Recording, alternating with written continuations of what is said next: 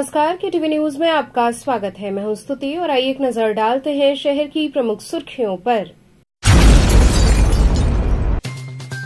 नैपुरा क्षेत्र में गड्ढे और जल जमाव की समस्या को लेकर सपा कार्यकर्ताओं ने गंदे पानी में लेटकर जताया विरोध।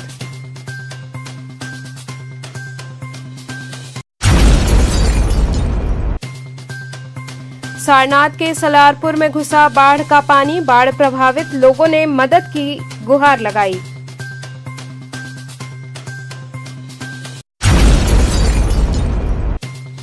लंका क्षेत्र में अतिक्रमण के विरुद्ध चला अभियान, अतिक्रमणकारियों पर हुई सख्त कार्रवाई।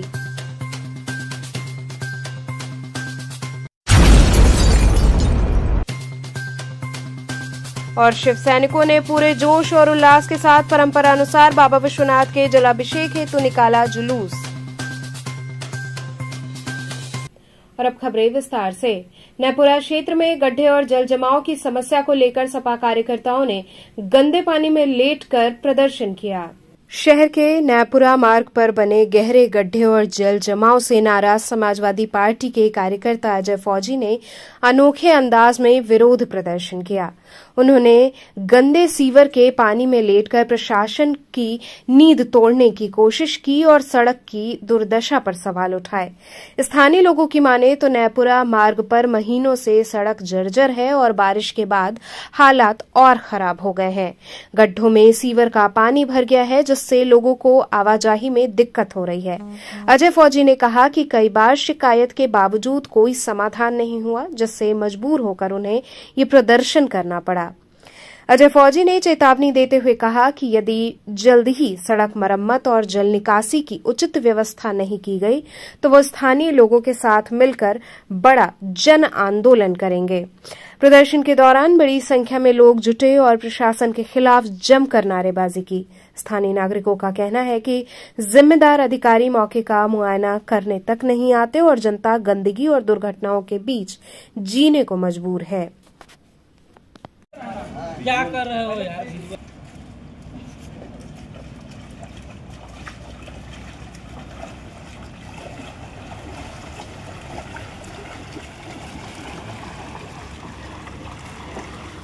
यहाँ के सांसद और देश के प्रधानमंत्री भी भाजपा के, यहाँ के जिला पंचायत अध्यक्ष भी और ये यहाँ के प्रशासन को, यहाँ के विधायक को, यहाँ के सांसद को, यहाँ के ब्लॉक प्रमुख को कुछ नहीं पता चल रहा है।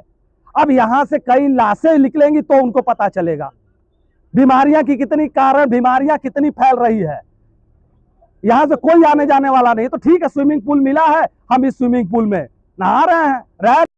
प्रशासन के कानों तक पहुंचा दें, नहीं अगर पहुंचने के बाद वो कार्रवाई नहीं करेंगे तो एक बड़ा उग्र आंदोलन हम करेंगे। और यहाँ के मुखिया हो, योगी जी या यहाँ के प्रधानमंत्री जी, वो आए, वो देखें, लेकिन उनके अधिकारी लोग करते क्या है कि उनको पता है कि जिस जगह समस्या है उस जगह उनको नहीं ले जाके हेलीकॉप्टर से सर्वे करा दिया जा रहा है और उनके लिए रोड बना दी जाती है। योगी जी के कान तक ये जाए, उनके अधिकारियों के कान तक ये जाए तो काम हो, उम्मीद कर सकता हूं। सावन चल रहा है, सोमवार के दिन इसी रोड से आना जाना, हम लोगों को लोटा में दूध और गंगा जल लेके जाना है। अब ये स्विमिंग पूल बनाए हैं तो ये स्विमिंग पूल में हम लोग रह रहे हैं, इस स्विमिंग पूल में हम लोग नहाते हैं, लेटते हैं। मैं लेट के नहा के दिखा रहा हूं, देखिए ये हम लोग लेट के नहा के ऐसे ये है। सारनाथ के सलारपुर में बाढ़ का पानी प्रवेश कर गया है, बाढ़ प्रभावित लोगों ने मदद की गुहार लगाई। गंगा नदी के लगातार बढ़ते जलस्तर ने अब वाराणसी के आसपास के इलाकों में भी अपना कहर बरपाना शुरू कर दिया है। खासकर सारनाथ थाना क्षेत्र के अंतर्गत आने वाले सलारपुर मोहल्ले में गंगा का बाढ़ का पानी अब रिहायशी क्षेत्रों में घुस चुका है, जिससे स्थानीय निवासियों का जनजीवन पूरी तरीके से अस्त व्यस्त हो गया है। स्थानीय लोगों का कहना है कि बीते 24 घंटों में जलस्तर में तेजी से वृद्धि हुई है, जिससे निचले इलाकों में पानी भर गया है। घरों में पानी घुसने से लोगों को मजबूरी में ऊंचे स्थानों पर शरण लेनी पड़ रही है। कई परिवारों ने अपने घरेलू सामान, मवेशी और बच्चों को सुरक्षित स्थानों पर पहुंचाना शुरू कर दिया है। बाढ़ का पानी घुसने के बाद भी अब तक प्रशासन की ओर से कोई राहत या बचाव कार्य शुरू नहीं किया गया है। लोगों का आरोप है कि न तो नाव की व्यवस्था की गई, न ही पीने के पानी और भोजन जैसी मूलभूत सुविधाएं उपलब्ध कराई गई हैं। इससे लोगों में भारी नाराजगी है। बाढ़ से सबसे ज्यादा परेशानी महिलाओं, छोटे बच्चों और बुजुर्गों को हो रही है। जगह जगह जलभराव के कारण लोग अपने घरों में ही फंसे हुए हैं। कई बीमार और बुजुर्गों को प्राथमिक उपचार की जरूरत है, लेकिन मेडिकल सुविधा भी फिलहाल उपलब्ध नहीं है। स्थानीय जनप्रतिनिधियों ने जिला प्रशासन से तत्काल राहत कार्य शुरू करने की मांग की है और वार्ड के पार्षदों ने कहा कि यदि जल्द कोई कदम नहीं उठाया गया तो हालात और बिगड़ सकते हैं।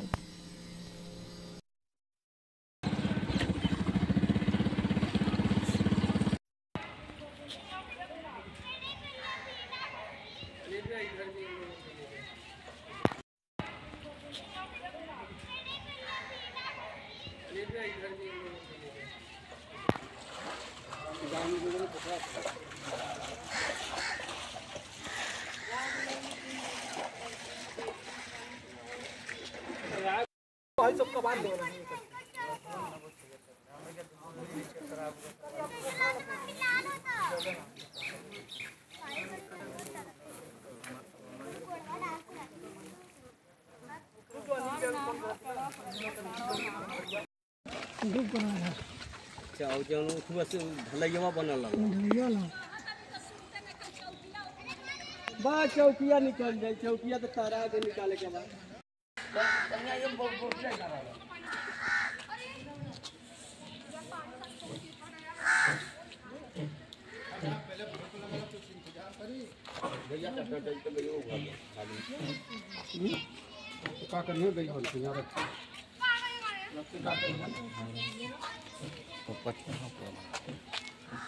ये कौन सा गांव है? सलारपुर।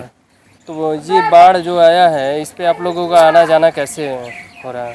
इस समय ऊपर मड़ाई लगाए हुए हैं। ये बच्चे क्या आपके स्कूल जा पा रहे हैं? नहीं, इस समय बंद हो गया है। तो क्या आपने पार्षद से शिकायत की इसकी? जैसे अब उनमें सब बाढ़ पीड़ित वाले जा रहे हैं तो उसमें अब बंद कर देंगे। तो क्या यहाँ पे शासन प्रशासन की सब लगा हुआ है? सब लगा हुआ है। हाँ, कैंप लगा हुआ है सुनने में आ रहा है। तो उस पर क्या आपने वहाँ पे जाने की कोशिश की? नहीं, हम वहाँ पे जाएंगे नहीं। सारा सामान ऊपर रखे तो जाएंगे कहाँ? तो कहाँ रहेंगे? ऊपर मड़ई लगा के हैं। कितने लोग हैं घर में आपके?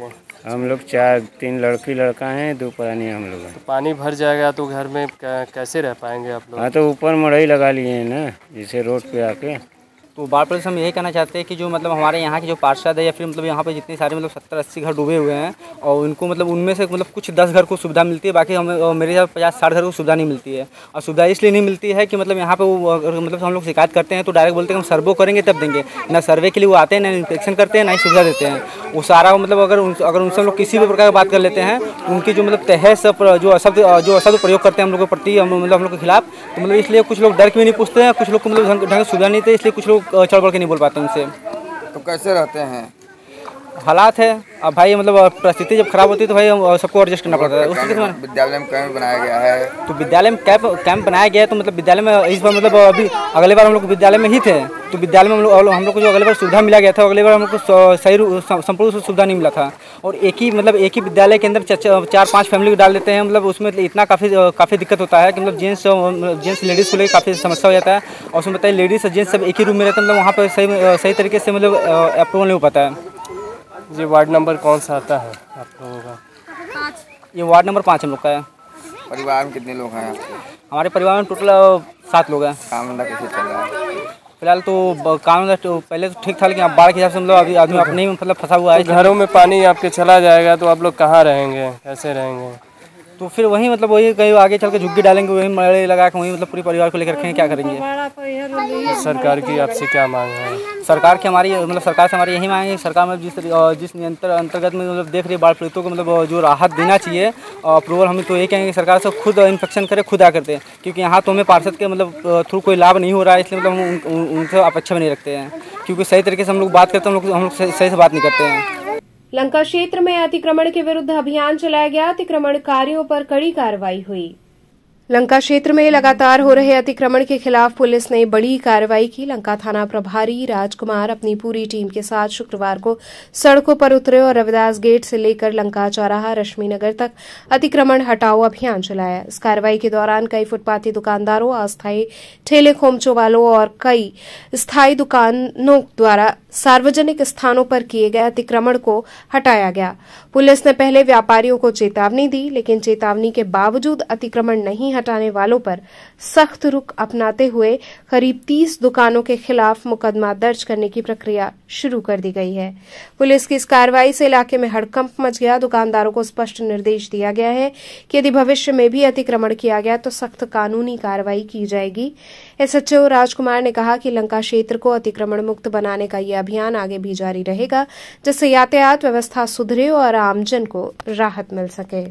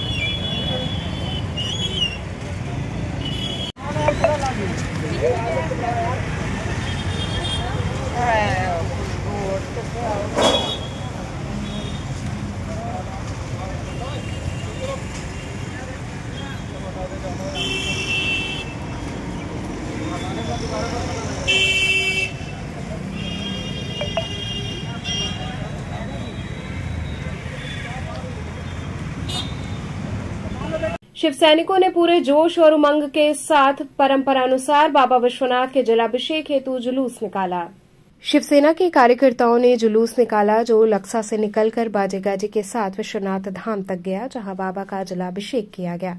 शिवसेना की ओर से प्रतिवर्ष की भांति इस वर्ष भी प्रभारी अजय चौबे के नेतृत्व में कार सेवा व जलाभिषेक कार्यक्रम का आयोजन किया गया, जिसके तहत बड़ी संख्या में शिव सैनिकों ने उपस्थित होकर इस कार्यक्रम को सफल बनाया और सामूहिक रूप से बाबा का जलाभिषेक किया। शिवसेना के राष्ट्रीय प्रवक्ता गुलाब दुबे ने बताया कि विगत कई वर्षों से हिंदू सम्राट बालासाहेब ठाकरे स्वर्गीय धर्मवीर आनंदी के श्रद्धांजलि स्वरूप इस परंपरा का निर्वहन किया जाता है। इस परंपरा में हम सभी शिव सैनिक एकत्रित होते हैं और बाबा श्री काशी विश्वनाथ का श्रद्धापूर्वक जलाभिषेक करते हैं। उन्होंने इस परंपरा का जोश के साथ निर्वहन करने के लिए युवा शिव सैनिकों को धन्यवाद भी दिया।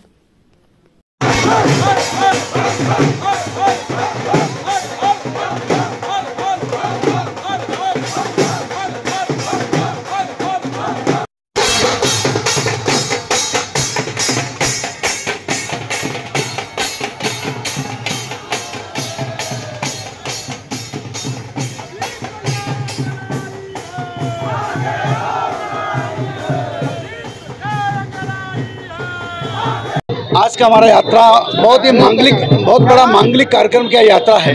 विगत कई वर्षों से, कई दशकों से यह परंपरा हमारा यात्रा अनवरत हिंदू सम्राट माननीय बाला साहब ठाकरे जी के श्रद्धांजलि स्वरूप, स्वर्गीय धर्मवीर आनंदी के साहब श्रद्धांजलि स्वरूप, ये हमारी रीत और प्रीत, ये हमारी परंपरा जब तक ये सूरज चाँद रहेगा तब तक आने वाली शिवसेना की पीढ़ी अनवरत यह कार्यक्रम करती रहेगी। इसलिए काशी की ऐसी धरती जो काशी प्रलय के बावजूद भी भगवान शिव के त्रिशूल पर टिकने वाले काशी, अमिट, इनफाइनाइट, अनंत, इसलिए तो काशी के कहा जाता है कि चना चबेना गंग जल जो पूर्वे करतार, काशी कबहू न छोड़िए विश्वनाथ दरबार।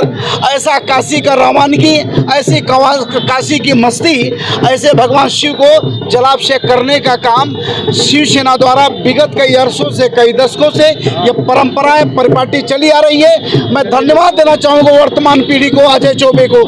मैं धन्यवाद देना चाहूँगा इन वीर योद्धाओं शिवसेना सैनिकों का आज मैं राष्ट्रीय एक प्रवक्ता की हैसियत से मेरे पास आज कोई शब्द नहीं है। मैं इन अपने शिव सैनिकों को शब्द देता हूँ। इस हिंदवी राष्ट्र के लिए हिंदू हृदय सम्राट माननीय बाला साहब ठाकरे, छत्रपति शिवाजी महाराज, वीर सावरकर, बाबा साहब आमटे, लोकमान्य तिलक, महात्मा ज्योतिबा फुले, नामदेव संत जैसे ऋषियों तपोसली महाराष्ट्र की भूमि से निकलकर भगवा को छत्रपति शिवाजी महाराज का राजाभिषेक करने का काम अगर किसी ने किया, इसी काशी से गागा भट्ट जी आकर छत्रपति शिवाजी महाराज का राजाभिषेक किए थे।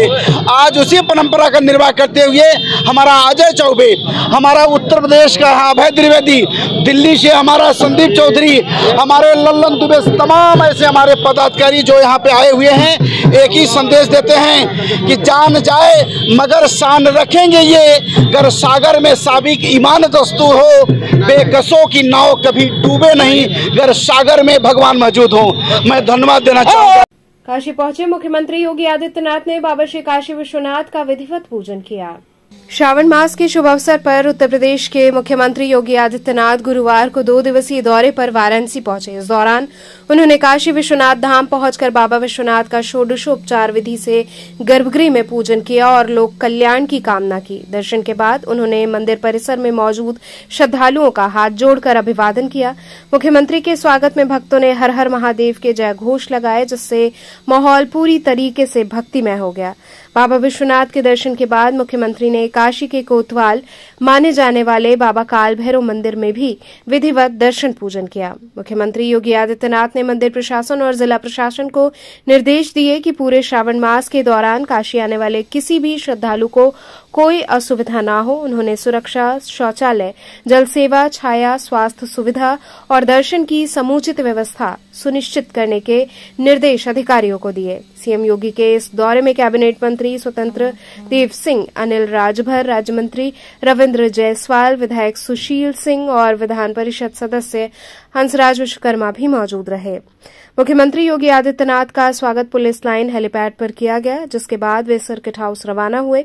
सर्किट हाउस में विकास कार्य और कानून की समीक्षा बैठक की। इसके बाद उन्होंने दर्शन पूजन किया।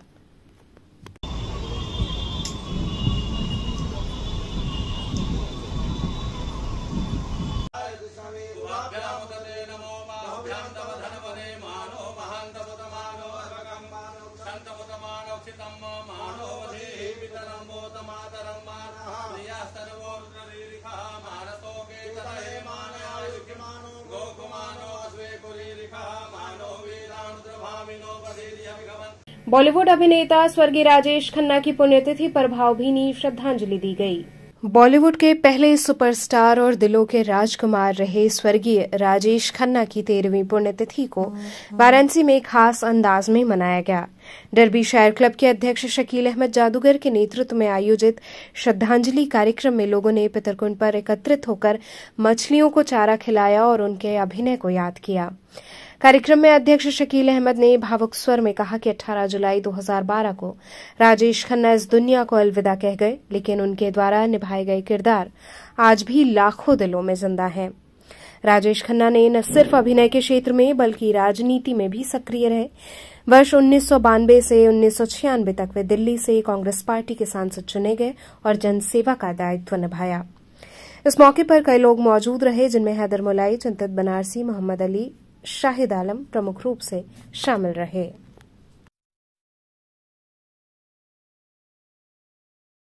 शकील जी, किस तरह कार्यक्रम किए हैं? आज हमने स्वर्गीय राजेश खन्ना जी का 13वीं पुण्यतिथि पितरकुंडा के प्राचीन कुंड पर मछलियों को चारा खिलाकर मनाया। राजेश खन्ना जी जो एक सुपरहिट फोटो ऊपर ले जाए हीरो थे, 1970 से लेकर 1980 के दशक तक उनको कोई आस पास छू नहीं पाता था और आज वो हमारे बीच में नहीं है। 2012 को इस फन की दुनिया को अलविदा करके दुनिया से रुखसत हो गए। राजेश खन्ना जी आज हमारे बीच में नहीं है, लेकिन उनकी यादें हैं, उनकी फिल्में हैं। ऐसी फिल्म बनाया उन्होंने, जो अंदाज फिल्म बना, ज़िंदगी एक सफ़र है सुहाना, यहाँ कल क्या हो किसने जाना, और अवतार जैसी फिल्म बनाया कि बेटों को ऊपर भी बनाया, और स्वर्ग जैसी पिक्चर बनाया, नौकरों के ऊपर बनाया कि कितनी अच्छी पिक्चर उन्होंने बनाया कि नौकर भी कितने वफादार होते हैं। आज राजेश खन्ना जी हमारे बीच में नहीं है, लेकिन हम सरकार से मांग करते हैं कि ऐसे महान कलाकारों के लिए जिस तरीके से आप सारे लोगों को जिस तरीके से देखते हैं उस तरीके से फिल्म कलाकारों को भी देखे सरकार, इसलिए कि उनको भी बड़े बड़े अवार्ड दिया जाता है। ऐसे लोगों में हम सरकार से मांग करते हैं कि ऐसे लोगों के लिए कुछ ना कुछ चिन्हित चीज़ बनाया जाए ताकि लोग उनको भुला ना पाए।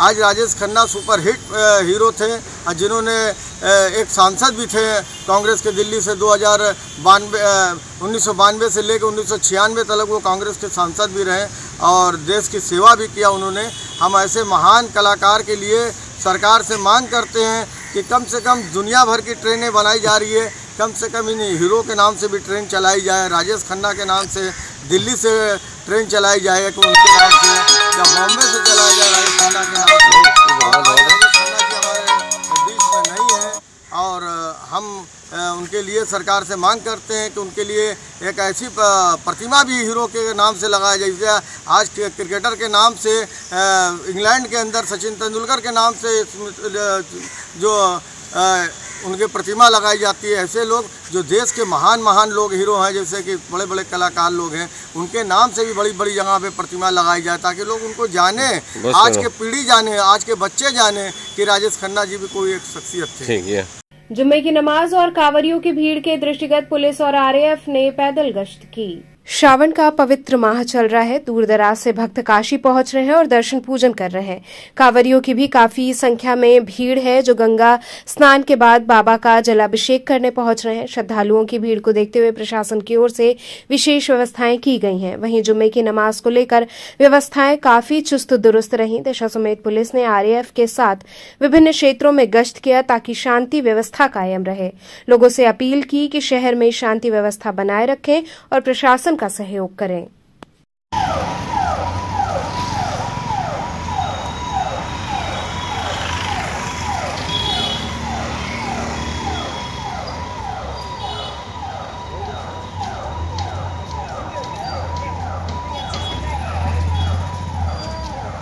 नागरिक प्रचारणी सभा के स्थापना दिवस पर विविध कार्यक्रम आयोजित किए गए।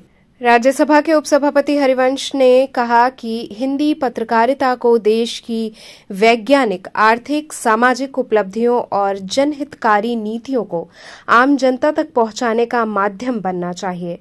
उन्होंने कहा कि काशी की सोच और दृष्टि में वो क्षमता है कि वो हिंदी पत्रकारिता में पूरे भारत का नेतृत्व कर सकती है। नागरिक प्रचारणी सभा के 133वें स्थापना दिवस समारोह के अवसर पर आयोजित कार्यक्रम में उन्होंने कहा कि बनारस का चिंतन तत्व और आधुनिक तकनीक का मेल पत्रकारिता में नवाचार लाएगा। इससे हिंदी पत्रकारिता एक नई दिशा में आगे बढ़ेगी। कार्यक्रम में ओपन माइक प्रतियोगिता भी आयोजित हुई जिसमें मैं कविता हूं पाया है प्रकाश विषय पर देश भर से आए प्रतिभागियों ने कविता, कहानी और गीत प्रस्तुत किए। प्रथम पुरस्कार आयुष कुमार, द्वितीय पुरस्कार विनोद कुमार हंस और तृतीय पुरस्कार अंजलि राजपूत को मिला। सांत्वना पुरस्कार सुरभि शुक्ल और विशाल कृष्णा को दिए गए। सांस्कृतिक सत्र में रात्रि में मौजूद संगीत रसिकों को वृंदावन की रासलीला का अनुभव कराया गया। पंडित साजन मिश्र की गायकी से श्रोताओं को भाव विभोर कर देने वाला संगीत सुनने को मिला। कार्यक्रम के अंत में नाटकों और संवादों के माध्यम से पत्रकारिता की जिम्मेदारियों पर भी चर्चा हुई। छात्रों ने अपनी प्रस्तुतियों से धर्म और सत्य, संचार और विश्वसनीयता और लोकतंत्र की शक्ति जैसे विषयों को मंच पर उतारा।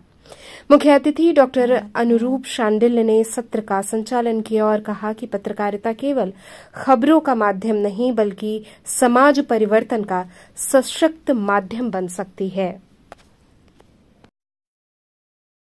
नहीं होंगे समझे कि वो गया सिंह जो सेक्रेटरी इंस्पेक्टर को कहते हैं, उसमें उल्लेख नहीं करना चाहता हूँ। ये फिर कहते हैं कि जो वजह बनारस में और न पेरिस में न पारस में, ये देशराम भगवान दास की था। ये विद्यानिवास विष्णुकांत शास्त्री, चंद्रवली सिंह, नामवर सिंह को एक साथ मंच पर बैठे हुए विमर्श करते हुए लोगों को देखने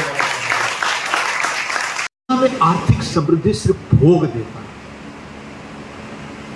लेकिन आज आर्थिक रूप से समृद्ध हुए बगैर बार बार भारत में प्रधानमंत्री जी से लेकर सब कह रहे हैं कि हम अपने मूल्यों के साथ समृद्धि हो, लेकिन समृद्धि एक मानस है जो गांव-गांव तक घर कर गई है। आज से नहीं, ये 60-70 के दशक से देख रहा हूं मैं।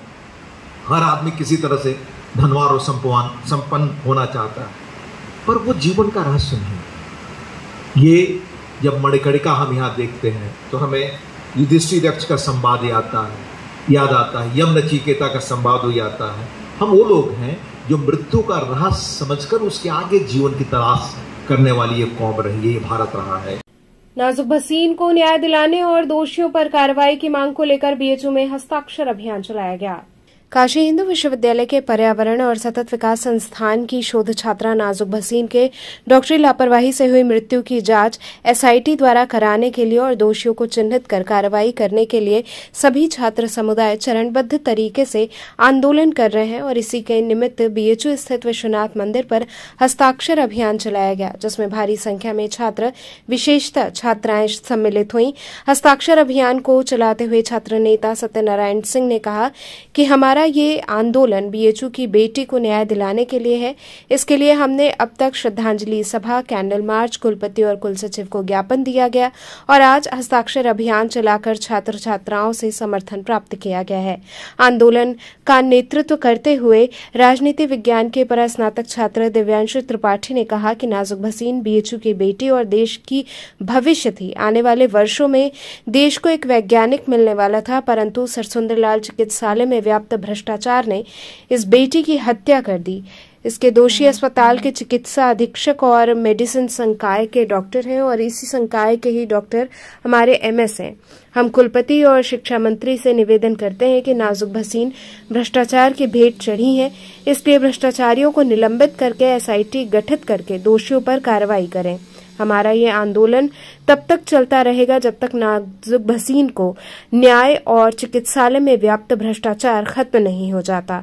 हस्ताक्षर अभियान में सत्यनारायण, दिव्यांशु त्रिपाठी, विपुल, आशीष तिवारी, पल्लव सुमन, पुनीत मिश्रा इत्यादि उपस्थित रहे।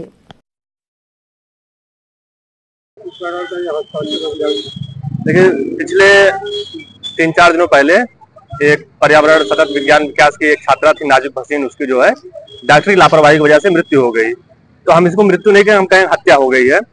उसी के लिए हम जनता का समर्थन जुटाने के लिए हस्ताक्षर अभियान आज कर रहे हैं। जब भी ऐसी घटनाएं होती हैं तो तमाम जो है संगठन हमेशा हो जाता है, कैंडल मार्च और धरना प्रदर्शन, हस्ताक्षर अभियान, लेकिन एक निर्णय पे नहीं पहुंचता है। तो निर्णय पे कब आप लोग भी पहुंचेंगे, जितनी संगठन है सब निर्णय पे पहुंचेंगे? बिल्कुल, हम लोग किसी भी आंदोलन को अगर लेते हैं उसको पूरे करके ही छोड़ते हैं। हमने इसको लिया है, हम अपनी छात्राओं को न्याय दिलाने के लिए प्रतिबद्ध हैं। इसके लिए हमने चरणबद्ध तरीके से आंदोलन शुरू कर दिया है। हमने सबसे पहले श्रद्धांजलि सभा और कैंडल मार्च किया, फिर उसके बाद रजिस्ट्रार और कुलपति को ज्ञापन सौंपा, उसके बाद हस्ताक्षर अभियान। आगे और भी हम इस पे जो भी हो सकेगा वो करते रहेंगे। कोई जवाब भी नहीं दिया, मौन धारण किया हुआ, न इसका पोस्टमार्टम रिपोर्ट जो जारी किया है। देखिए, बीएचयू प्रशासन की इसमें मिली भगत है। वो जानते हैं कि अगर हम ऐसा कर देंगे तो हमारे डॉक्टरों की लापरवाही आ जाएगी, जो विश्वविद्यालय में व्याप्त भ्रष्टाचार है वो सब सामने आ जाएगा। इसी को छुपाने के लिए वो ना तो पोस्टमार्टम रिपोर्ट सामने ला रहे हैं, ना ही छात्रा की डायरी सार्वजनिक कर रहे हैं। नाजुक भसीन के परिवार वालों से अभी तक आप लोगों की कोई बात हुई?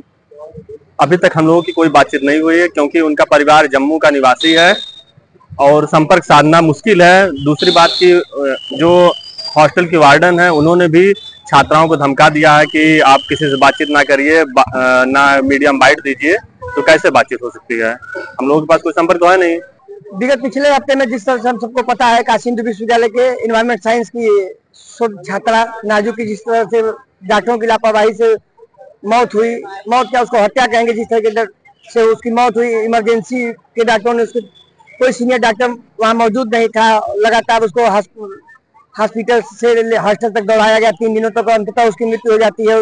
उसी के न्याय दिलाने के लिए हम सब कैंडल मार्च निकाले, फिर तरह से चरणबद्ध तरीके से आंदोलन कर रहे हैं। उसी आंदोलन की कड़ी में आज हस्ताक्षर अभियान हम सब काशी हिंदू विश्वविद्यालय के विश्वनाथ मंदिर पर कर रहे हैं, जिसमें छात्र छात्राएं आकर अपने हस्ताक्षर कर हम सबको अपना समर्थन दे रहे हैं। ये जो हस्ताक्षर अभियान हो जाएगा, इसके बाद ये कहाँ जाएगा?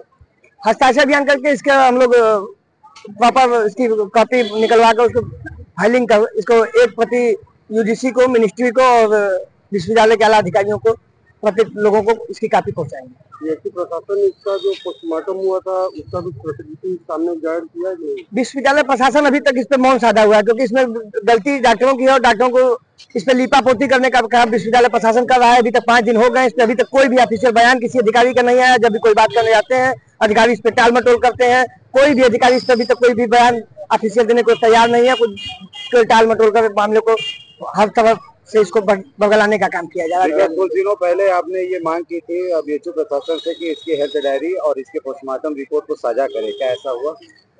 विश्वविद्यालय के अधिकारी के समय आपको बार बार बता रहे हैं, विश्वविद्यालय के अधिकारी अभी तक इस पे कोई बयान देने से बच रहे हैं, विषय पे बात करने से बच रहे हैं। उसी के सिलसिले में हम अपनी मांग, जैसे कि SIT के द्वारा स्पेशल एक कमेटी बनाकर, टीम बनाकर इसकी जांच कराई जाए, इसकी हेल्थ डायरी सार्वजनिक की जाए छात्रा की, और पोस्टमार्टम रिपोर्ट सामने आए क्या उसमें थी। और इस तरह से लगातार उसमें जो भी हम लोग अपने डिमांड है, हम अपनी डिमांड को लेकर लगातार लड़ रहे हैं। जब तक बच्ची के साथ न्याय नहीं होता है, बहन के साथ न्याय नहीं होता है, तब तक लगातार हम उस आंदोलन में आगे बढ़ते हैं। ऐसी कौन सी वजह हो सकती है कि जिसकी वजह से अभी तक हेल्थ डायरी और पोस्टमार्टम रिपोर्ट साझा नहीं की गई है आपके हिसाब से? सीधा उसमें डॉक्टरों की गलती की लापरवाही की वजह से उसकी मौत हुई। तो जब भी इसमें जांच होगी या आगे इस मामले का खुलासा होगा तो उसमें डॉक्टरों की गलती होगी। और डॉक्टर अपने आप को बचाने के लिए, विद्यालय के अधिकारी अपने आप को बचाने के लिए इसे टाल मटोल करने का काम कर रहे हैं। लेकिन हम ऐसे किसी मौत जो कि विश्वविद्यालय की छात्रा की मौत हुई है और डॉक्टरों की लापरवाही की उसी को हम इस मामले को टाल मटोल करने नहीं देंगे। हम इस पर लगातार आंदोलन कर रहे हैं। जब तक न्याय नहीं मिला हम चरणबद्ध तरीके से आंदोलन करते हैं।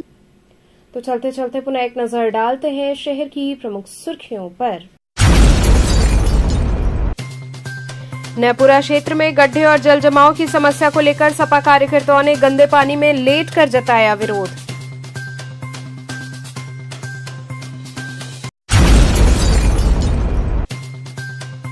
सारनाथ के सलारपुर में घुसा बाढ़ का पानी, बाढ़ प्रभावित लोगों ने मदद की गुहार लगाई।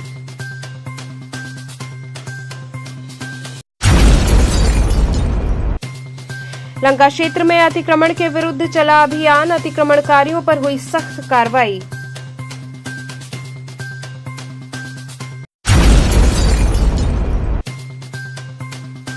और शिव सैनिकों ने पूरे जोश और उल्लास के साथ परंपरा अनुसार बाबा विश्वनाथ के जलाभिषेक हेतु निकाला जुलूस। तो थे आज के समाचार, कल फिर होगी मुलाकात, तब तक के लिए नमस्कार।